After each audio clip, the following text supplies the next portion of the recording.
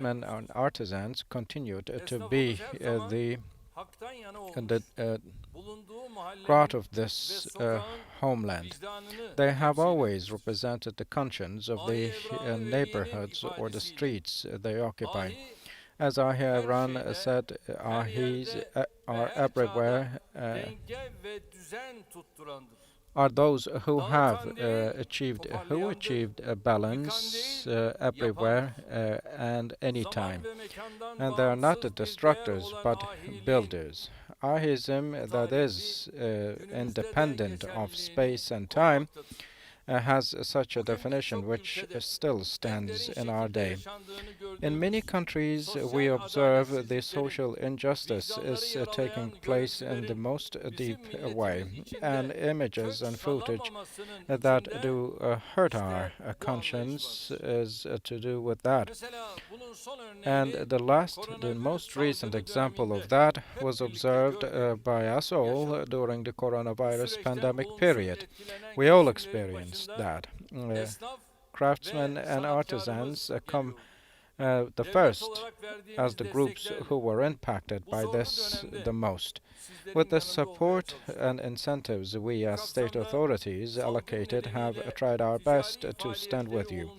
Due to the pandemic, there have been many tradesmen whose trade activities were impacted negatively, and for 4 months we allocated grants of 1,000 liras. And the total amount across the country has now come to 4.6 billion liras. And about a year ago, the artisans and craftsmen who are liable to pay income tax were also assisted financially with new grants of 3,000 and 5,000. And the total amount of that has come to stand at 4.3 billion liras. For the credits and also the debts of our artisans and craftsmen, we have ensured a restructuring with the guarantees and also the credit lines used over Halkbank directively were to be repaid in 2021 and 2022. However, we deferred for 2 or 3 times. The deferred credit amount is 13.5 billion liras. With the lessening effects of the pandemic, our artisans and craftsmen started their jobs and practicing, and we will continue supporting them using different methods and tools. Despite all the challenges, we observed that artisans and craftsmen also reached out to everyone around them, helped them, and also shared what they have had at hand. And I, for that, would like to extend my gratitude to each and every one of you. What makes us stronger than anyone else, makes us different and resilient in the face of challenges, is this quality and virtue we have. Consequently, owning up to our tradition of Ahism is owning up to what is our true selves and making our independence and future live on. Whenever you go to your job, whenever you open the doors of your workshops, vehicles, or stores, you at the same time shoulder this responsibility. You have the capacity to make sure that your gears turn and make income, while on the other hand, with yourselves, you have the responsibility to care for everyone around you. In places where ahis are, evilness cannot root,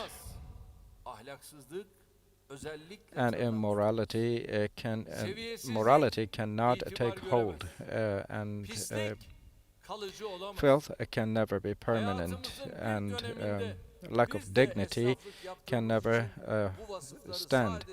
As we also practiced as artisans or craftsmen in our lives, we also have learned all of these by way of experiencing, observing, and seeing with our own eyes, not only by words. And hopefully we altogether will be materializing the construction of a great and strong Turkey.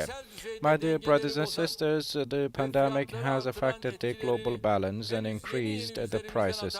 And we have just started tackling the impact of that. And then we have faced the heavy consequences of the crisis in the north of the Black Sea. The global energy, commodity, and good prices that were on the rise in the world have also affected us. And on top of that, since 2018, we had to fight the instability in the foreign currency rates. Over the past years, in the marketplaces, in every part of our lives, we see extreme price increases, and these are the two main factors that caused that. And on the other hand, some supply and retailing supply chains have made complaints, and we do not neglect them. In After the presidential cabinet meeting in my address to the nation, I said that most of those problems are not legal but moral based, and therefore there are limited means of sanctions. Those who are void of conscience, awareness, or values will hear nothing. And it, of course, does not mean we will stand as mere bystanders to what goes on around us. The sales of retailing and supply chains will be regulated in a way to care for our artisans and craftsmen, and we have preparations for that. Stockpiling or colluding are the methods some use to increase prices unfairly and make unearned incomes. However, we will be increasing the fines against those. Those who make sales over the internet using electronic platforms, we will be bringing about certain restrictions and come up with certain regulations for e-commerce platforms. For those who want to build their own jobs, set their own businesses, and make their businesses grow, we will be expanding the scope of the support or assistance we provide.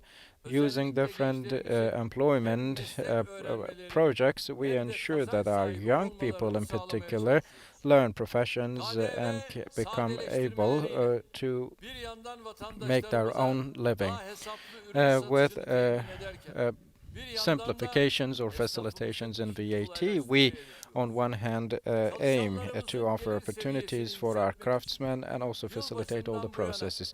To increase the income level of our workers, our laborers, we have taken many steps since the beginning of the year.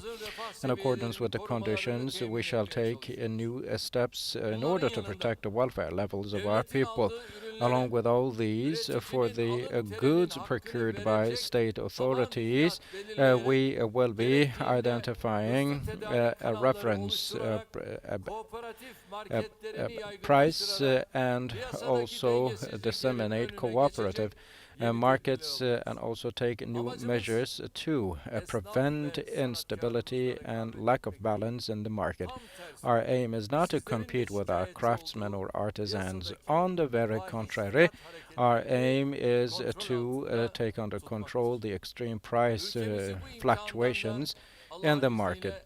And with God's will, we will be making our country stand tall and sound, I believe, and I am sure that we will be leaving a very strong 2053 and 2071 vision to our children.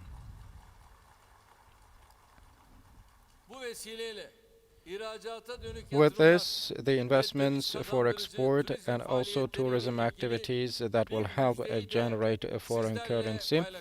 I also would like to share some good news. For the investments of export, local machinery usage, partial foreign financing, and regional incentives are on one hand, and on the other hand, about annual interest rate of 9% long-term financing will be possible over foreign currency. A similar practice will be put in use in tourism.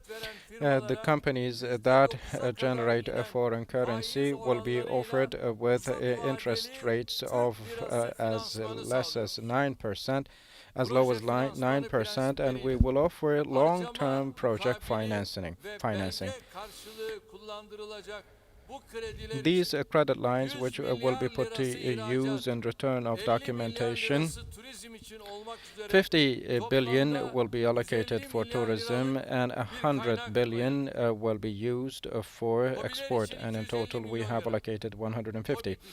For the SMEs, 250 million, for non-SMEs, 1.5 billion will be the limit for the credit lines, which will be paid in between a period of 3 to 10 years. And I hope that all these finance packages, will be auspicious for our sectors. Producing, working, and employing ones will be those with whom we will always stand with and for. And with these thoughts in mind, I wish everyone a very fruitful, a very profitable year ahead, and I also pray to God so that He also graces us with the Eid, as He has done so for the holy month of Ramadan. Thank you all very much. Stay in health. Efendim, böylelikle iftar programımızın sonuna gelmiş bulunmaktayız. Teşrif eden başta Cumhurbaşkanımız Sayın Recep Tayyip Erdoğan olmak üzere tüm konuklarımıza şükranlarımızı sunuyor ve zat-ı devletlerini saygılarımızla uğurluyoruz efendim. Tüm konuklarımıza hayırlı Ramazanlar diliyoruz. Sağ olun, var olun, Allah'a emanet olun.